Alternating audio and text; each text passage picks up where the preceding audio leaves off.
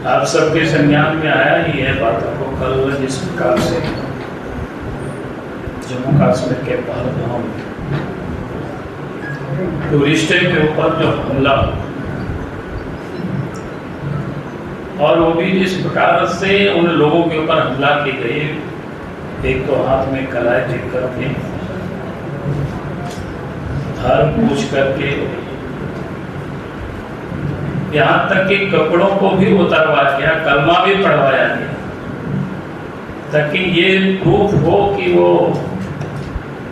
मुसलमान नहीं। उसकी जितनी भी निंदा की जाए वो कम है। एक बड़ा षड्यंत्र है कि देश में अराजकता की स्थिति को पैदा करने के लिए इस प्रकार की जो आतंकवादियों ने इस प्रकार की जो घृणित काम किया है,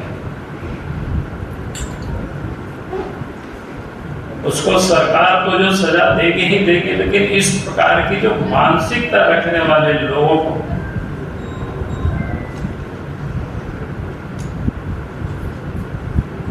को भी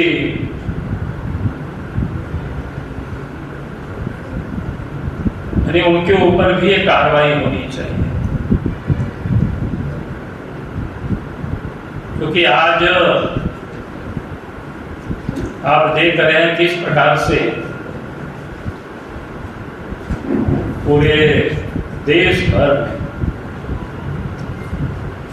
या झारखंड में भी आप कई लोगों का देखते होंगे जो संविधान को नहीं मानते हैं, संविधान से भी अपने आप को ऊपर मानते हैं। ये वही मानसिकता है जो जम्मू कश्मीर में देश में स्थिरता को आने नहीं देती। इसलिए अब समय आ गया है कि जो भी लोग संविधान से अपने को ऊपर मानते हैं, कानून से ऊपर मानते हैं, अब वैसे लोगों के ऊपर कार्रवाई होनी चाहिए। अगर इस प्रकार से मानसिकता के लोग बने रहेंगे तो मैं नहीं समझता हूं कि देश में कभी भी अमन से ठीक प्रकार से आ पाएंगे। इसलिए समाज को भी इसके लिए उठ खड़ा होना समय आ गया, क्योंकि जिस ढंग से वहां पर जो हत्याएं हुई, हम लोग सुनते थे कि मिलिट्री के बेस पर हमला होते हैं तो समझ में आता है, पुलिस के चौकी पर हमला होता है ये भी समझ में आता है, लेकिन कोई तीर्थ यात्री है, कोई पर्यटक है, घूमने के लिए आते हैं, मौज मस्ती के लिए घूमते हैं,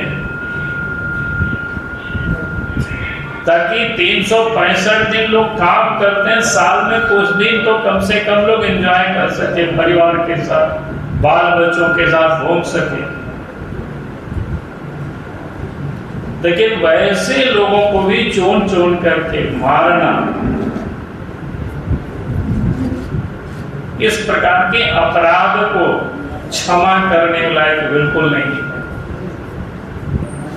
और इस मानसिकता को जो भी लोग साथ दे रहे हैं, आज भी मैंने कहीं ट्विटर में देखा कि लोगों ने ट्वीट किया है,